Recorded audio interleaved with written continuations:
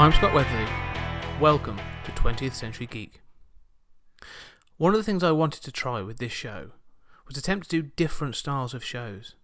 The first couple of shows have been me talking on my own in a scripted manner.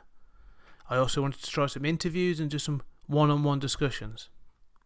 Recently, after an acting gig that my good friend Mike Kennedy got for me, Mike and I sat down and had a conversation about remakes and how they really have blossomed and developed in Hollywood. The conversation was a bit of a ramble. It was a great chance to catch up. It was late. It was around 2 a.m. when we did the conversation, so please excuse our blariness, but please enjoy it. Thank you. Okay, so let's start then. So really, it's question today is remakes. It's the big thing, the built-in audience that goes with it. Are they any good? Should they be done? What do you think? I think they have a time and place. A good example is The Italian Job. Do you ever see the remake of The Italian Job? The Mark Wahlberg one? Yeah. See, everyone panned it because they said, why are you remaking The Italian Job? They didn't. Well, what they did is they told the story of The Italian Job years after the first Italian Job, and there's references within the film that show that this is not anything to do with the first film. It's just a... Yeah, I get that. I mean, I remember seeing it, and it was all based around the speedboats and minis. The minis. That was the main point. I don't know. Yeah, I get it. It wasn't a remake. I mean, no, but it was an interesting. I think they probably listen to what the slurping is, which is we're drinking our tea because we're terribly middle-aged now, and we have to drink tea when we talk. Rock and roll podcast. This is rock and roll. Totally. I'll give you an example of the same thing. Right, I would say that the Italian Job remake, which isn't a terrible film, but I wouldn't say it's a good film. I would put it alongside, and you're probably gonna hate this, but the Get Carter remake. Right. In that same vein. Notice the hesitation. Yeah, I saw. Yeah. In the same vein of neither of them, like I say, are actually good, but the Stallone one doesn't try and be like a gritty Northern English thing. It does its own little thing. It tries to be a rubbish American thing. I'm not saying it's good, but my point being is that it goes off on a different thing. It tries to be something else. It's an updating, but neither of those. I wouldn't say they are good examples of remakes. The problem you got with Get Carter was Stallone. It was Stallone's favourite film, and he wanted to make it, and Michael Caine lowered himself to be part of it. It was before he was in the IS, of course. Yeah. So I mean, I'm not. Yeah, I wouldn't even pair it. I mean, okay. Well, look at Poseidon. All right. No, I saw this the other day. I watched this the other week. Okay. So what do you think of Poseidon? All right, I've seen the Poseidon Adventure, the original Gene Hackman one. It's a good film, good disaster film. Yeah. I really enjoy Poseidon. Yes. Okay. I think it's a good film. I'm with you on that. I will admit, right, and I think this sort of digs into my Kurt Russell love. Mm-hmm. You have to have a bit of a man crush thing going on for Kurt Russell. I do. Yeah. I don't know. I can't explain it. I do. The man can carry off a mullet better than anybody. Yeah, he can. Yeah, and he still looks like dead hard and he still looks awesome. You're the man. But in spoilers, just so you know, when he drowns in that film, no way. You can tell me the boat sinks. When he drowns in that film, I got like emotional about that. Not like teared. I wasn't welling up, but you get like. So you've got a man crush on him, which affects your enjoyment of the film. I watched it with Alex, my wife, and she felt the same. And she hasn't got the same crush on Kurt Russell live, but when you and Alex are alone at night, do you sometimes call her, Kurt? Together when we're in bed tonight. Yeah, you call her Kurt. We're ready. We are referred to as Tango and Cash. Well, Poseidon was a great film. It was you can't go wrong. Yeah, but you can't go wrong with a disaster film. It's a pretty simple setup. I mean, well, okay, unless I suppose though we're not talking about unnecessary sequels. Yeah. But Poseidon could have been a standalone film. It didn't have to be what it was. Yeah. But it's not, and it's not. it almost felt like I think it had to be a remake, though. I guess because I mean, if it was a So just checking. okay. Yeah, no, I agree. If it was what it or, you know, if it was just a standalone film, then it'd be like Titanic 2, you know, which is Titanic 2, which they build another ship called the Titanic. They call it Titanic 2, and guess what it does? It hits an iceberg and it sinks, which I think was terribly original. But I think Poseidon is actually a really good example of one of the reasons I think that like some remakes like work is the fact that like you watch the 70s one and it stands up in many ways, but in others it still looks very 70s. It's got that kind of and then but the remake benefits from modern special effects. I don't think there's any really shonky. They do some real practical stuff in that. And they dust it up with CGI. I don't think there's any part of it that looks terrible. But I don't know if that takes away from it sometimes. I think sometimes, you know, the clunkiness of sets moving and kind of makes to the style of the film. And then when you try and polish it, yeah, it just, I think sometimes CGI spoils something. Sometimes CGI is amazing on films. Right? RoboCop's a good example of this. RoboCop, I think the RoboCop remake, I thought it was thoroughly entertaining. I really, really enjoyed it. Yeah, I agree. But I also am a really huge fan of the original, RoboCop. The Verhoeven one. Yeah, absolutely brilliant films, and they both two very good films. But you know, did it need to be rebranded? Did it need to be remade? The story retold? I think, or could they have got away with just making a sequel? The thing I think.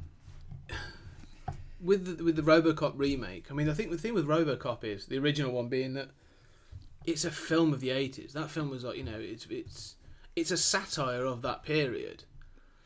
I don't think they could have done a sequel because they did do sequels, and if I'm honest, both RoboCop 2 wasn't too bad.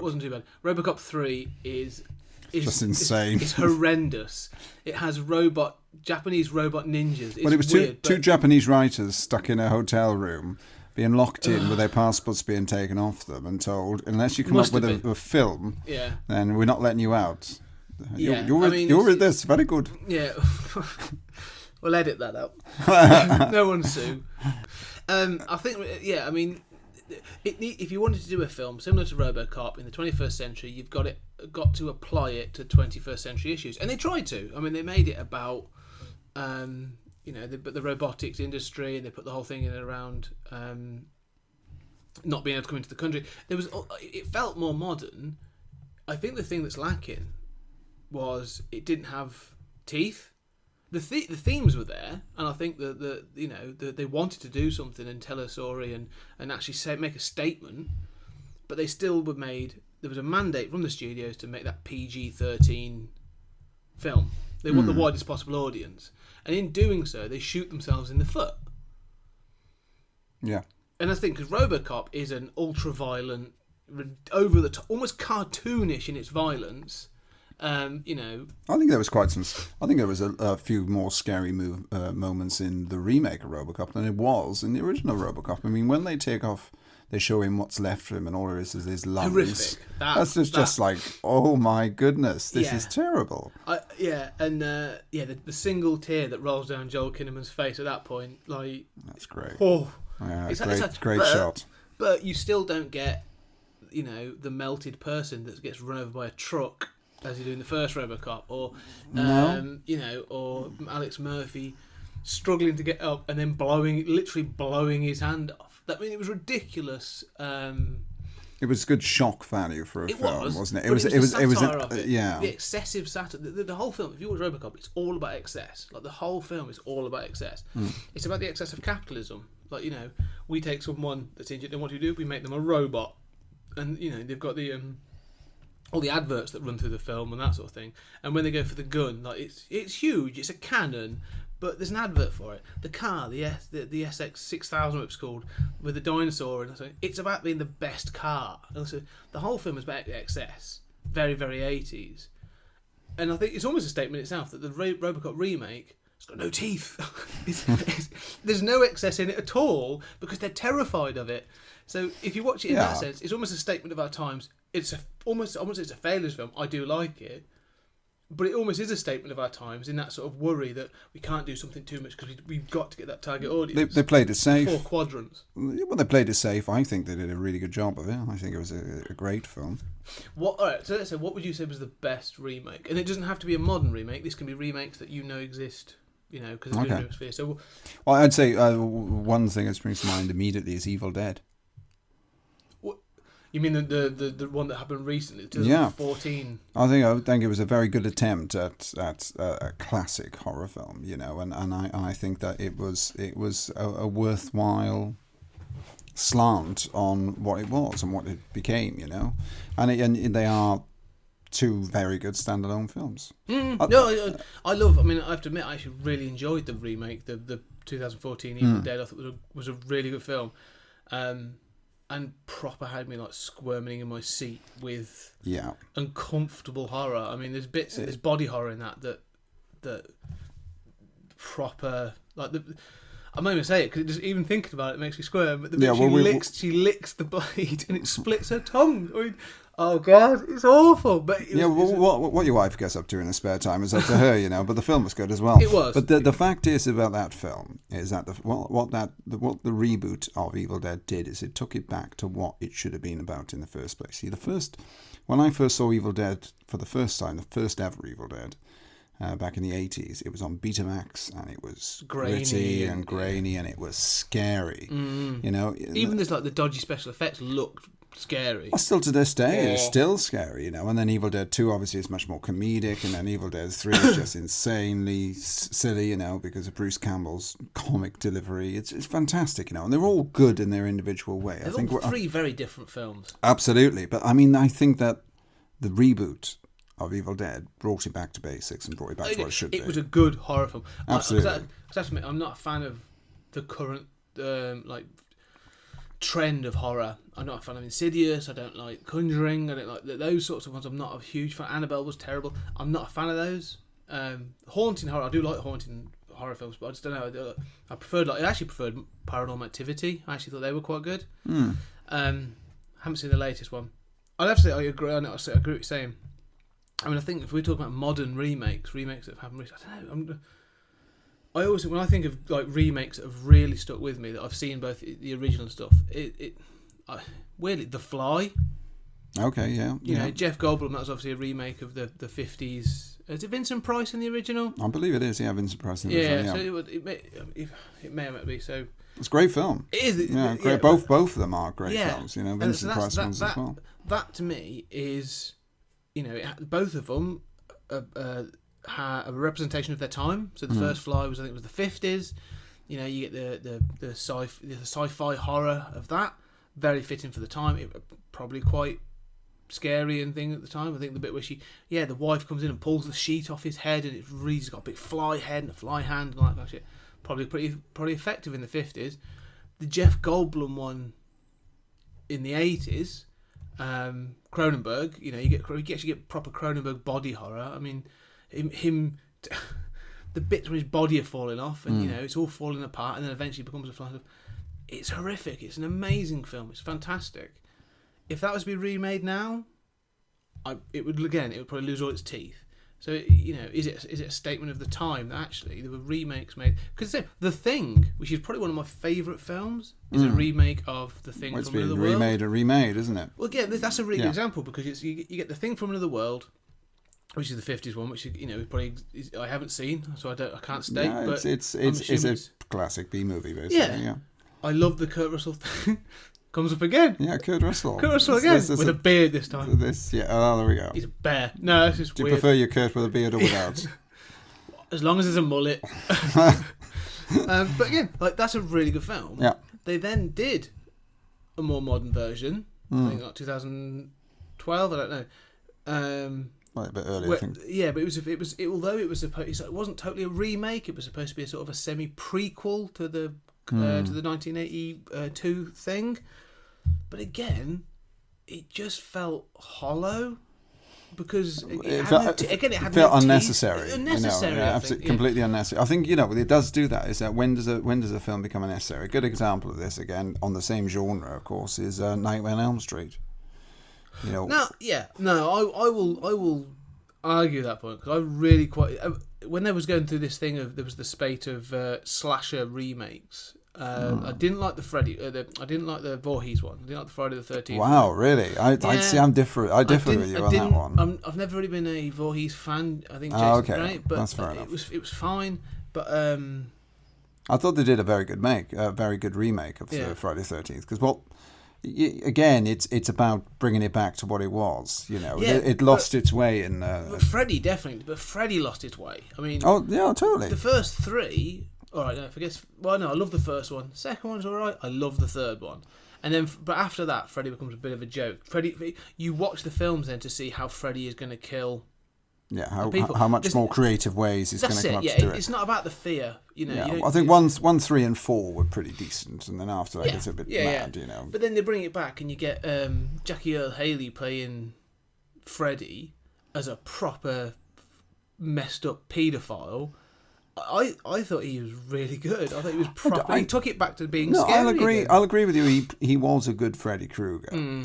I just felt that the story had already been told, and I think that it was already an iconic film that didn't need to be touched and retold. Okay, that's a really good point. So let's just touch on that point then. So what you're suggesting is then, iconic films, leave them alone. Mm-hmm. All right. So I'm actually going to touch on that again. So, did you see 2016 Ghostbusters?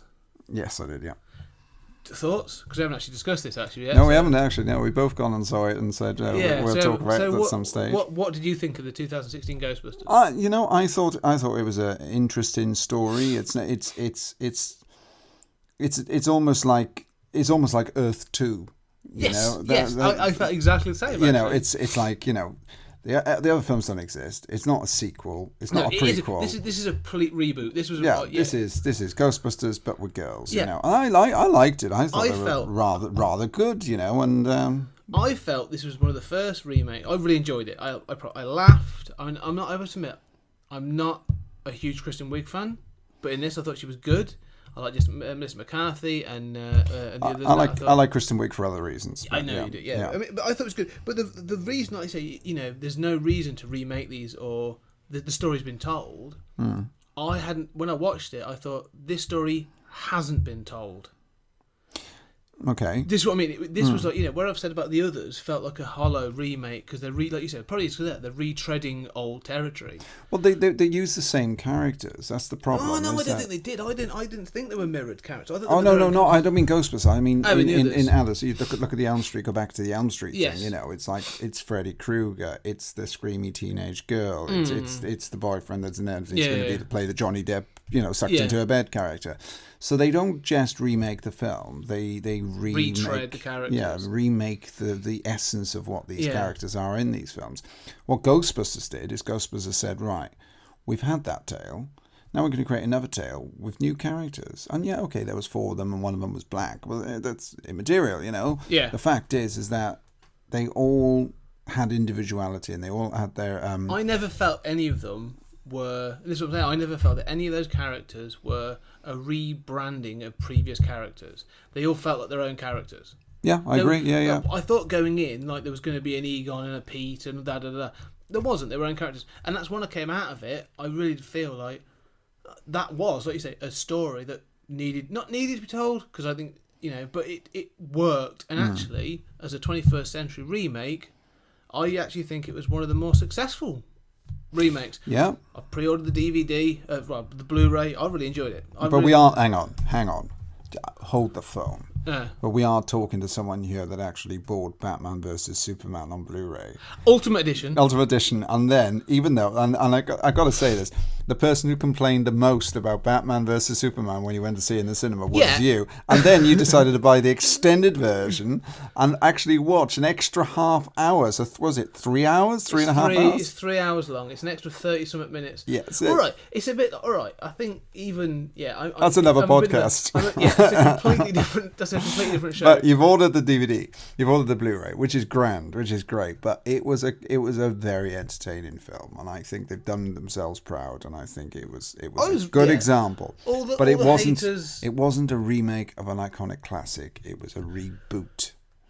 And that's where I felt, because I'm a huge Ghostbusters fan. I love Ghostbusters from when I was a kid, and I felt, but that's what I felt worked the most. Is it wasn't a pure remake. It felt like a rebranding and a purely 21st century rebooting. It felt purer in that sense, which is why I think I enjoyed it more. All right, so if that was if on that line, then successful reboots, and being Men of the World, and there's probably a load of other films.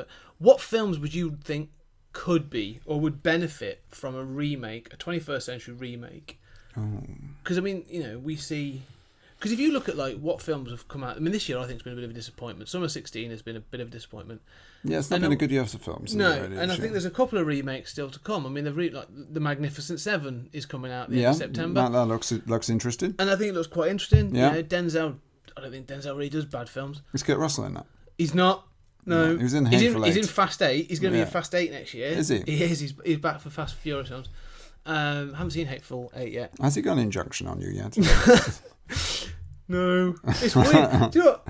Yeah, this Kurt Russell thing's only really come up recently. I just started maybe we should do a Kurt Russell podcast. I think we should. I think I should do a Kurt Russell show. We should do we'll do a Kurt Russell marathon. Yeah. Right, where we watch back-to-back Kurt Russell films. Okay. With a Big Trouble in Little China. Amazing film. With a load of sort of like handkerchiefs or toilet tissue for you, obviously, for my tears, eyes.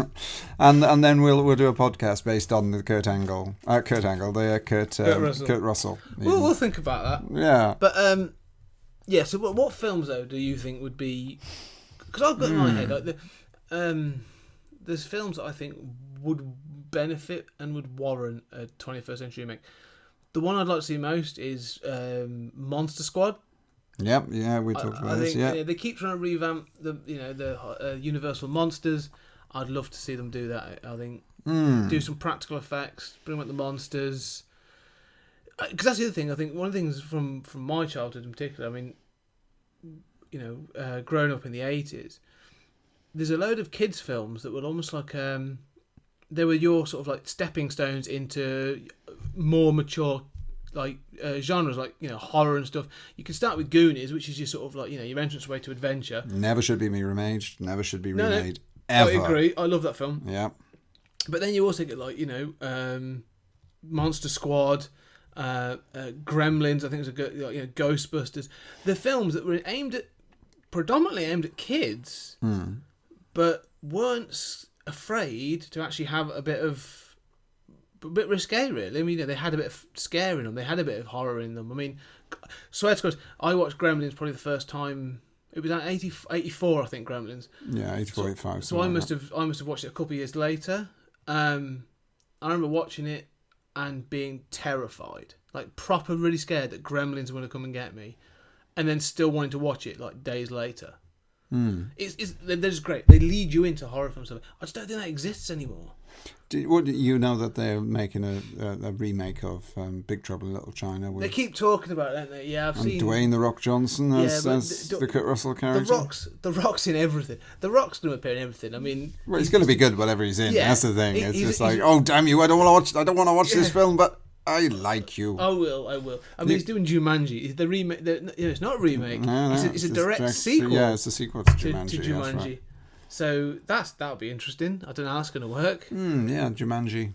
Yeah, that should be interesting. I like the idea of that. I'm trying to think of a film that I'd actually like to see remade, because I don't know, I'm kind of a purist. I kind of like the films the way they are, and then when someone remakes them and I'm pleasantly surprised, I just go, oh right, look what they did with Star Trek. Star Trek's a good example. In essence, they remade Star Trek, and they keep remaking Star Trek as they go on. Star Trek Into Darkness is Star Trek: The Search for Khan. Yeah, that was the Wrath of Khan, rather. Yeah, but that was a misstep, wasn't it? Really, even J.J. Abrams admits it was a bit of a misstep. Really. Yeah, but I like the new Star Treks. I like the new branding of Star Treks, but it's kind of like, I don't know. It's just they're giving them new adventures, but they're not new adventures. They're kind of old adventures. Well, Chris Pine actually said recently they talked about. He was in an interview. He was asked, could old Trek sell in the 21st century? And he said, no, it couldn't. He said, you couldn't do an intellectual sort of like thinky Star Trek film in this day and age and give it, and spend a lot of money on it and expect it to make its money back, because audiences just haven't got the attention span anymore. You need like boom, boom, boom, explosions, road chases, all this kind of thing. That's what audiences want now. So if you're clever, you can subvert that and put a thinky film, an intellectual film in there and wrap it in adventure and action and stuff. But I think he's right. I don't think if you were to release Star Trek the motion picture, and let's be honest, it's one of the dullest Star Trek films. Yeah. But if you were to release motion picture today, that film would bomb. Like, it would die. A film like that. And that'd be it. It would kill the franchise, because every studio then would look at it and go, there's no money in that, I'm not touching it. But I think if you look at films, if you look at there have been certain sci-fi films I think have been released in the last couple of years that really do slip, good themes, good ideas. The Tom Cruise one, Live, Die, Repeat, Edge of Tomorrow. Edge of Tomorrow, yes. Yeah, Edge of Tomorrow. It's not the greatest thinky film, but it's got some good ideas in there about sort of like, the repetition. It's Groundhog Day with guns. It is. Yeah, but it's a great film. What It's it a is, great film. It's like, what's going on here? Well, where's Bill Murray? He's going to come out any minute now. But did you see Elysium as well with Matt Damon? Yes, I liked Elysium. Elysium was a good film. Great and film. I thought there was some really good themes and stuff in that. Again, wrapped in some action and some other bits and pieces. I think that's how you've got to do it in this day and age. I don't think, you've got to be clever about how you get your themes and your ideas across. You can't do a think piece anymore. If you do a think piece, you can do a think piece, and you have to aim it at that audience. If you want to do a blockbuster, if you want to try and do a think piece with a blockbuster franchise, you've got to be clever and try and get that story in there. And I think that's where I think some films sort of fail. I like The Black Hole to be remade properly. The Black Hole? Yeah. What was that? Black Hole was a Disney film with Maximilian, the robot Maximilian. I don't know that one. You don't know it? No. It's a very dark Disney family fantasy. It's a live action film. Yeah, it's live action. No. I'd quite like to see that remade with a higher budget. Would be really nice. To be fair, it may happen. They appear to be doing this sort of A-side, B-side sort of thing going on at the moment. They're remaking all their remaking all their films. They did Cinderella, Pete's Dragon. Yeah, Pete's Dragon. Jungle Book was good. Yeah, very good film. I like that. They're remaking them. I mean, they've got Beauty and the Beast coming out next year, and so they're going to get to it at some point. Yeah, I'm sure. I think Escape from New York would be good. See, that's one I think could be remade, and I still think is relevant. Could still be relevant, but you'd need to give it. That would have to be like a proper, like hard-hitting, solid 15, 18 kind of, for the Americans, R rating. Yeah, it needs to be that sort of thing. Because if you were to dumb that down, then you basically get Escape from LA, which which we don't talk about. We don't talk about. Which nobody wants to see that. No. Cliffhanger. Yes, that's it. All right, so that's the other thing. Yeah, Cliffhanger's a good film. Great film. Great film. John Lithgow makes that film. Yeah. 100%. Again. No offense to Stallone, though. Of course, Stallone was great, but Lithgow all the way. Yeah, well, he's a great villain, and it's a Stallone film, but Lithgow wins that one. That's what I was thinking. Like, are there films? Because I actually watched. I'll just tell you that I watched Red Heat. Yep. Just this morning actually, and it got me thinking. There's a load of like Arnie action films, and I'm not saying remake action films. I don't want to see Red Heat, because it just wouldn't work. Well, they tried to make Red Heat again, and it's Rush Hour. Basically, it's Jackie Chan and Chris Rock. It's that sort of like cross culture sort of thing. Do we think that is action films sort of like, have they gone off the boil as well? I don't know. Am I just such a child of the 80s that I'm expecting too much from action films? I think it's like fashion. Okay. Yeah. Fashion, clothing, and music is a good example. Music is a better example because you know what my fashion taste is like. But music you know what my music taste is like, so it's not really a good example. But music is you have like the 80s music that came back in the noughties, and you get the 90s music because that's coming back, kind of now, and things like this, and the kind of like the rave type of music and stuff, and everything seems to have a 20-year cycle, and that's the thing, is that films tend to follow that kind of trend. It's like that whole 20-year thing going on. Yeah, because I do feel there's like when you watch, it happens in action films in particular, and I think it's a real. It seems to be. I think it's going away a little bit now because they're all so old. But there was a definite trend when Schwarzenegger stopped being the governor. Yeah, and he came back out and was like, "Going to do a couple of films," and you got a series of sort of... What are they about? They're just guns. Just guns. Guns. I can't really fight anymore, so I'm going to shoot things. It's got Johnny Knoxville and his guns. What's that called again? Last Stand. Last Stand. That film's actually quite good. I liked it. For a comeback film, that was good. That was all right. And then he did Escape Plan with Stallone. Which was mediocre. But then, talking about that, but then he obviously did the Expendables. Yeah, and he appears in 1, 2 and 3. Yeah. But there's this weird thing, and like I say, I think it goes back to a generation before mine. It goes back to the baby boomers, sort of like, which is Stallone and Schwarzenegger and even like Van Damme and all these other people saying these modern action films are crap. Let's you need to be sort of hard hitting and sort of like you need to be 6'2", although none of them are 6'2", but in basic, or 6'2" wide in the shoulders. You need to be built like an outdoor lit lavatory. And then you got people like Bruce Willis, who is nothing like that, but it's the most convincing action hero I've ever seen. It's like, but he was still hard hitting. He still sort of, it all felt like Liam Neeson, same thing. That's what I mean. That's what I'm saying. So that's why is that why the Taken films became so popular, because it's that an older generation actually doing. Bad Dad 1, Bad Dad 2, Bad Dad 3. Yeah. Well, no, because because the third one's actually Bad Husband. Yeah. I've seen it. Yeah. Just move. Yeah. After the second time. Why would you? After it's happened twice. Yeah. Why even bother? Just get the hell away from Neil Nielsen. It's the John McClane effect, isn't it? Yeah, it is. Why does the same stuff happen to the same guy twice, or 3 times, or 4 times, or 4 times, or possibly even 5? Yeah. And to his son as well. Yeah. Runs in a family. What's the chances? Yeah. And now they're doing Die Hard 6, which is just insane. The fifth one was terrible, so let's just let that one. Let that franchise die. I love Die Hard. I love Die Hard for lots and lots of reasons. The first Die Hard film, but I do think it would benefit from a remake.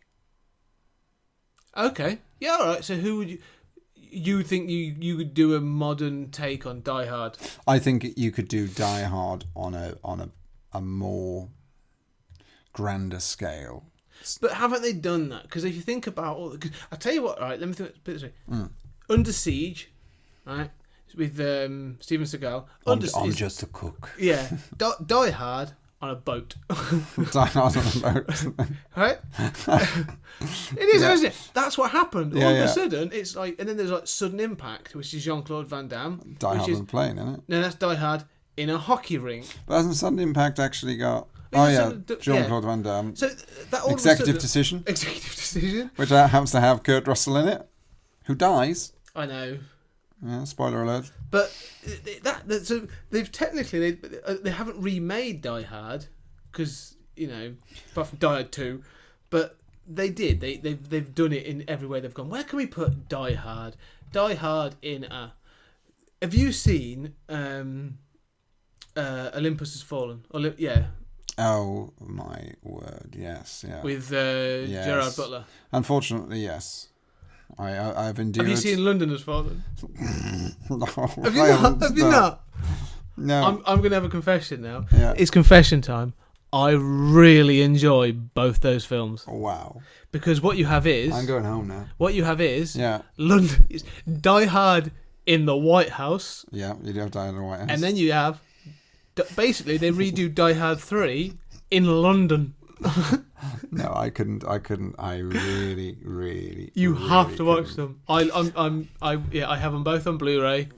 In fact, going back to the Die Hard in the White House, there was the Armageddon effect. Armageddon, Deep Impact, Volcano, Dante's Peak, yeah, Olympus Has Fallen, White House Down with Channing Tatum and oh God, yes. What's it? Jamie Foxx. Jamie Foxx, yeah. I have to say, I've got that on Blu-ray as well, Wow. and I love that film. Wow, that's just insane. There's 2 moments in that film which I'm not sure if they're supposed to be funny, but make me laugh. The bit Jamie Foxx kicking someone in the face and he just says, "Get off my Jordans." I'm like, "You're supposed to be the president." And there's the bit where they're trawling around in the limousine, and he pulls out a rocket launcher. It's amazing. It's a ridiculously bad film, but it's actually based on true events, isn't it? Loosely based. Loosely based on Obama. It's George Bush's dream of the years. Hey Nancy, I have a dream. Just ploughing around with a rocket launcher. Yeah. I think they were good films. They're ridiculous. So what film would you remake? What film would I remake? I'd say The Monster Squad. I think is a good one. What else would I remake? It's difficult. Porky's would be a good remake. But would they, only if I was in it. But would that humour still play? Porky's? Yeah. No, it's a humour of a certain type. No, I was just saying that to be jovial. Didn't work. Because I thought the same. I actually considered. I thought. I love Porky's, by the way. Porky's great film. I'm Porky's 2. I'm Porky's 3. But you say about the cycle because you get those Porky's, those sort of like films. Would Police Academy play today? If you were to remake Police Academy, I think it's a little bit further on. I think Porky's, and then you have American Pie. That's the cycle. Yeah. And then the college humour. Probably 10 years time, we'll have that college humour back again. I never thought about that. I suppose that's it, isn't it? The American Pie.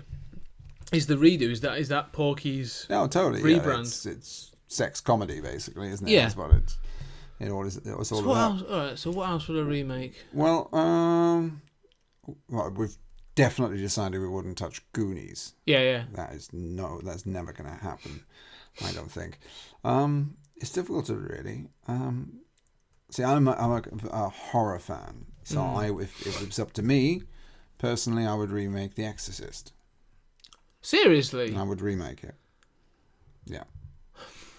I would remake it, and I would tell the story the way it should have been told in the first instance, because the entire film was based on true events, and they changed the ending. No, it's not. It's based on a book written by William Blatty. No, that came after. No. The book came first, and then he wrote the script, and he was on set. But it was based on an Indian boy.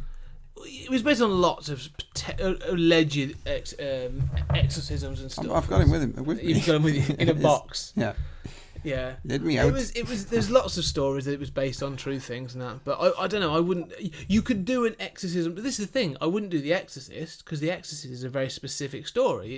It's based on the book. But you could do an exorcism film.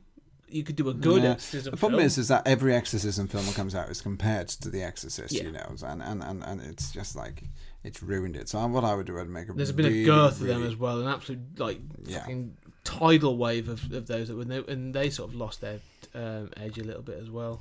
So I mean, I think The Exorcist could be made better. I think personally, I don't know. I quite like. I like the old horror films, so I think that's kind of It's hard. It is quite difficult, really. I mean, thinking about it, it's like there's a lot of films I really like, and it's like you say, don't want to touch them. Oh, yeah, I don't think, or maybe I just don't know the films that need to be remade. I mean, I'd like to make. I'd like to remake Live and Let Die. The Bond films. Absolutely. See, that's actually a really good point. With the modern, and I'm not saying Daniel Craig. I'm not a Daniel Craig fan, to be honest. No, if it was Kurt Russell as Bond, though, you'd like to. He could be the next Bond. You never know. He's too old now, is he? But if you were to do, do you think that could happen? Do you think that could work? If you were to take Doctor No, You Only Live Twice, Live and Let Die, all those. I think Doctor No could be a much, much better film with a budget. Man with the Golden Gun. Yeah, again, if you absolutely, I'd take those and remake them. Yeah, I'd be take those stories flayed alive, but I mean. But does that not go against what you said before about retelling a story that's already been told? I mean. Oh yeah, no, I'm absolutely, but I mean, what I would like to see made again with a bigger budget. That would be films I'd like to see make again, whether they use the same cast or whatever. It doesn't make a difference. If that film was made today. Yeah. Then that would be a completely different film. I mean, take On Her Majesty's Secret Service with George Lazenby, probably one of the worst Bond films. Probably one of the worst Bond films out of all of them. Yeah. Because Really George weird, Lazenby is just bland. He is the blandest Bond. But that film has also got some of the weirdest pacing. Yes. And also, I have to say, the ending of that film, again, spoilers, having Telly Savalas basically chase him down a weird toboggan route and then get knocked off by a branch. Why don't you just stop the toboggan, get off, and then shoot him as he's coming down? It's the fact he gets knocked off by a branch and so. Oh, it's not a good film. It's an insane, definitely an insane film. Another film from the 80s, which you probably haven't seen actually, which would be really cool to see remade, is Flight of the Navigator. No, I loved that film. That would actually work. Yeah, I can see that. A modern version of Flight of the Navigator, even though it was jaw-breaking when you saw it, and what it could do and stuff like that, and the effects were great. But remaking that Flight of the Navigator, I'd pay to see that. That would certainly have my money. No, I can see that. I think that really would work actually. That would actually, I think, would work for 21st century audiences, and like you say, with modern special effects, I think you could do something. Although the spaceship in that was proper cool. Yes. I used to really like that. Well, see you later, Navigator. Yeah. I don't know if you remember, and anyone outside of the UK will probably never understand this, but Sainsbury's petrol stations. Yeah. The top of their petrol stations, for a period, looked like the Flight of the Navigator ship. Wow. Or at least in my head. Maybe I was wrong, but I wasn't the only person. Other people mentioned it to me. I swear. I swear to God. Strange places. Swear to God. So what's your favourite remake of all time? Favourite remake of all time? Remake or reboot of all time? So far. I have to say, I would go back to... See, I suppose there's two elements to this. I love The Thing. I do think that The Thing is one of my favourite... It's one of my favourite John Carpenter films. Is that the one with Kurt Russell in? It is. It is. Yeah. But again, I haven't seen the original, so is it... but films I've seen both then and now, I'm going to have to say Ghostbusters is probably up there as one of my favourite where they've done it. I think they've done it right in that sense of taking a completely different tact and trying something different, but keeping the tone and keeping that sort of feel. I think there's two for me. One is not necessarily it's not a remake, but it's a reboot, and it's almost a sequel, so I don't know if it really counts, and that's Mad Max Fury Road. I'd count that as a reboot. I think it's a reboot. I think it's a reboot. I think it was probably that's a good shout, actually. One of the best films I saw last year. Yeah. No, it stands out. They're releasing the Chrome edition next year. Really? Chrome edition, where the films will be available in black and white. Oh, it'll be great. That sounds. I'll pre-order that. Yeah. And the other one, which may surprise you, which I think is probably one of the better reboots or remakes that I've seen, is Hills of Eyes. Oh yeah, that's the remake of that was actually pretty good. Both that and the sequel. They made two of them. I haven't seen the Hills of Ice 2 remake, the modern sequel. I haven't seen the second one. It was brilliant. I mean, I'm a big fan of Michael Berryman, 80s icon, 70s icon from horror films, because of his strangely attractive but very disgusting looking face, that's completely I'm natural. sure that's exactly how he wants to be described. Yeah, but he does when he goes to, but the fact is that it was brilliant. I mean, it was just brilliant. It was everything that it needed to be, and it deviated just enough for it to be a film that you wouldn't necessarily did you see the Texas Chainsaw Massacre? Oh, I did. Yeah. No, yes, I did. The first one I thought was great. The first remake. Yeah, which was just. I think it was just called Texas Chainsaw, wasn't it? I can't remember. Texas Chainsaw 3D or something. Well, because they've had a few stabs doing modern ones, haven't they? I haven't really watched them because I love the first one, the original Toby Hooper's one's really, really good. But this one, it must have been early 2000s. They made it, and it's set. I think it's supposed to be set in the 70s. Yeah, it's 2000. I think it's late 2000. I think it was early. I think it was like 2008, 2009, something like that. Yeah, because they made a sequel after that. Yeah, they've made a couple more modern ones. Yeah, and I think there's one sequel because the I think it's just called Texas Chainsaw Massacre. I think it was there was one earlier one. There was an earlier one which was early in 2000. Yes. There was another one that they made. This was because it was made during that spate. Something like that sort of slasher remake. It came out during the Freddy, the Jason redos, that sort of thing. So yeah, I think that's I think that's one that's just called Texas Chainsaw. Yeah, I think that. But it was good. I remember that being quite good. I have to look into it. It was grand. It was absolutely. It was great. It was a great. It was as gritty as it needed to be, like the first one. And the good thing about it is that they didn't deviate from the violence of the first one. Yeah. Well, the violence in the first one's really clever because you don't actually see a great deal, but it's disturbing. Really dirty. It's very disturbing. Dirty, disturbing violence. You always have to have a wash after watching that original. But the sequel was awful. I've never watched any others. I've heard they're all awful, so I've never watched them. The sequel was terrible. To see Texas Chainsaw, the original Texas Chainsaw 2 with Dennis Hopper. Oh, Dennis Hopper. Yeah, Dennis Hopper in. It was terrible, And then they made... Doesn't he have a fight with chainsaws in that? Yeah, there's Yes, he does. Yeah.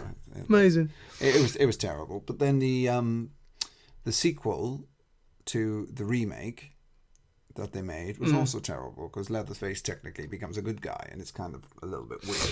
That's a real thing with horror, though, isn't it? Like you get that where after a while you get sick of just they have to become the hero because they're only the only continuation. They are the protagonist as it goes. So they almost have to become the hero in a way. This is what happened to Freddy. By the time you've got to like Dream Child and Dream Warrior and Dream Child and all that kind of thing. And then he was the anti-hero. He was the Stone Cold Steve Austin of horror films. Yeah, really, he becomes the jokester. Of it all. And it loses until you get New Nightmare. And that's it. They tried to make him the villain again, and I quite like New Nightmare, but they almost have to become the protagonist, and it doesn't work for some of them. I mean, Freddy, you can get away with it because he can talk and he can be the jokester and he can do the terrible puns and the one-liners. You can't really do that with Jason because he's just a mute, like, teenage person. He's just a mute. He's a giant mute zombie that kills me. That's all he is. He's a bit water damaged. Yeah, a bit waterlogged. I don't know. I've never been a fan of Jason Voorhees. Well, the whole concept of the Jason Voorhees films, I mean, you think of the story behind it, it's pretty rubbish when you think about it. His mother gets beheaded, he sees it because he's drowned and he's in the in the water. So he happens to see it somehow. And retconning in the 70s, and they were just like, we've killed the protagonist, we've killed the killer. Killed the mum now. What are we going to do now? We've got to make a sequel. Yeah, how are we going to bring that back? We could sew the head back on. No, that's a really bad idea. Although there is a shot in Friday the 13th Part 2 when it goes and you see, like, Jason's obviously seen all this. Can I say, how bad of a mother is she, right? That she thinks, she was so obsessed with her son that she thinks he drowned and clearly never thought to check because he's been living in the woods for God knows how many years. But then he takes her head and he puts it in his little shack and it turns into a shrine. And he puts fairy lights around. Yeah. Fairy lights. I mean, this guy's got style, Yeah, it's pretty, but it's proper messed up. And I remember also there's a shot of that always bothered me. Well, I like the fact that is it Corey... Oh, Corey Feldman. Corey Feldman. Four. Corey Final Feldman chapter. Kills him. Yeah. It's like, so after all this, a kid that's like 8 kills him. Hacks him to bits. Really? But then, have you seen 5? Next Generation or the next... Jason, because it's Jason A New Beginning. But it's not Jason, is it? It's still Corey Feldman, and he's having hallucinations. Spoilers, he's having hallucinations. Yeah, but it's not... It's not even Jason. But it's not Corey... Corey Feldman isn't the protagonist, is he? He's not... No, he's supposed to be the same character, though. Yeah, but there is... but then Jason... But someone else is pretending to be Jason. That's what happens. Someone's trying to drive him mad or something. And then number 6, then, it's Corey Feldman's character's grown up, right? And then they put a spike into the chest because he digs up the grave, puts a spike in the chest, and then just as he does that, lightning strikes and reanimates this corpse. Because Corey Feldman now by this time is probably about in his 30s. The character is in his 30s on TV, so that body which was being buried is now inside the grave, has been there for about 20, 30 years, whatever it is. Also, as well, the number of machete hits he got in number 4. Yeah. A body will be in pieces. His head was coleslaw. It's all intact. All intact. I'll tell you what, that I will say of all those sorts of series, when they try and do something different, they try and take it back. So you had like New Nightmare, and they tried to make Freddy scary again. Yeah, they worked to some extent. I love the fact that they went in a completely different direction with the Friday the 13th ones. They were sort of like, yeah, well, we've done all this stuff. What should we do? Let's take him to space. What should we do with him? Let's make him a robot. They clearly knew the franchise was dying, and they were just like. But I have to admit, of all the Friday the 13th films, if I was to rank them, I would probably put that in the top 5. Jason X is going in my top 5. I think Freddy versus Jason. Now I was going to say, now Freddy versus Jason is an excellent film. I really enjoy it. It's more of a Freddy film than a Jason film, because I think the tone is more Nightmare on Elm Street, especially those sort of like 3, 4, 5-ish area. But the fact they never went back and did more of that, because it was going to be like Freddy versus Jason versus Ash from Evil Dead, which is still on the cards. It could happen. Except for Rob Englund said he'll never play Freddy as long as he lives again. Yeah, he's too old now. I mean, he's a god. Yeah, but that was a great film, and it shows those sorts of crossovers could be great fun. I mean, as a horror thing, that'd be fantastic. I'd love to see that. So that's one of the things I have to when you say about remaking icons and that sort of thing. So again, it's easier to remake Jason because he's just a zombie in a mask. He doesn't have to be a specific actor. Is it then harder than to remake Freddy because Robert Englund made that character his own? Yeah, well, you got because he's got the voice, he's got the look. Yeah, how exactly. Looks, and you put, what are you going to put? Michael As much Myers. liquid latex on someone's face. It's not going to look the same. No, Michael Myers again. It's like he's a mute. Well, I suppose he's a zombie. The other amount of times he's died or whatever. But again, it can be anyone behind that mask, really. So they can remake and redo it as much as possible. Halloween, the Halloween reboot again. I remember seeing them. I didn't watch those. Rob Zombie. Rob Zombie's got a very, very good way of making films. He does. I've seen House of a Thousand Corpses and Devil's Rejects. I really enjoyed them. They're great films. He's very dirty. He's very dark. He's very they're grindhouse gritty. Oh, absolutely. And I mean, it is disturbing. We are talking grindhouse meets Texas Chainsaw Massacre. It is dark stuff, but and great stuff. But I mean, his Halloween remake, the first one, was great, really enjoyable. The sequel he did was just terrible, absolutely terrible. And this is the problem, is that if you can throw a bone, and you can get away with it, first of all, by just taking a chance, throwing a bone, and getting away with making a film, and it comes out and everyone goes, actually, it wasn't too bad. It's when you start making sequels to the reboot make, that's when it starts going a bit sort of like Peter Tom. And I think that's may happen with Ghostbusters. And I don't think we're going to see a sequel. I bet you we will not see a sequel. No matter how much that hurts, I do not think we will see a sequel to this Ghostbusters. I don't know. It's made enough money, so it made the money, but I think after all the hate and everything that got pounded on top of it, I just don't think it. It's a shame, but I don't think it's going to get it. I think Hollywood is a simple cash, isn't it? It's. I think they'll cash in. Definitely, I think they'll cash in. But I think it's when remakes are then remade as sequels as well. That's when I think there's issues, and I genuinely think that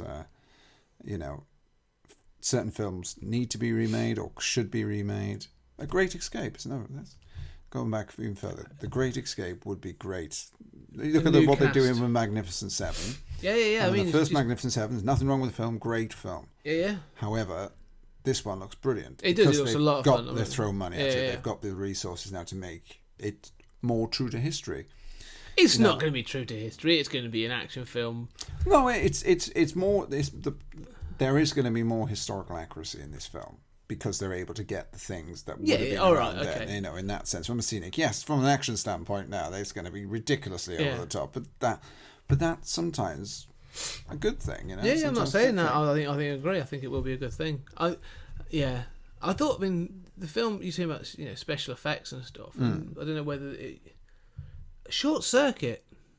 You know, because it sticks in my head, and I think, and that sort of leads on to some else. But like Short Circuit, could you revamp Johnny Five and make him a more modern robot? I mean, I'd probably keep it. I think he needs to be Johnny Five. Needs to be Johnny Five. And, well, yeah, he? but he's very 80s, and he's you know, if you were to roll out Johnny Five now in a modern film, kids would like they'd roll in the aisles with how bad he looks.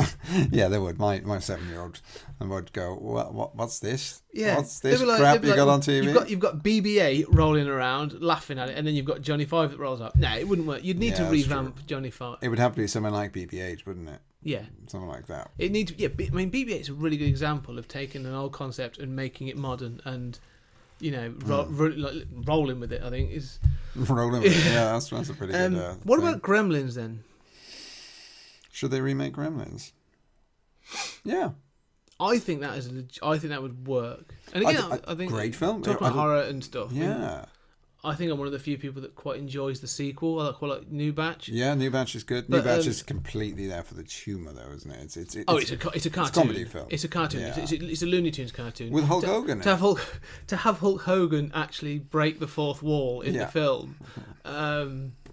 And then John Wayne was in the video release, of course. Yes. So they didn't use Hulk Hogan. Hulk Hogan in the cinema. John Wayne in the video release, and I believe in the Blu-ray now. It's back to Hulk Hogan. It's back to Hulk Hogan, and you can choose the John Wayne as a deleted scene. I've seen it. It's good. I thought, but the first one, I mean, you could remake that, and I think you could keep the original designs. I wouldn't change them. Yeah. And I think you could do a proper, really good 21st century reboot of Gremlins. I think it's bit of puppetry, a little bit of CGI. I think keep the puppetry, keep some of the practical Gremlins. Yeah. But tidy some of them up, make them a bit more fluid, a bit more, you know. I mean, Gizmo, you wouldn't keep the designs, because I think Gizmo is cute. I think you could still roll out that as a toy and it would sell today. Oh, totally, yeah. Gizmo is as cute as toys of me. Yeah. They would nightmarish. Yeah, a little bit sort of like kids are scared to go near them. Yeah. Sort of thing.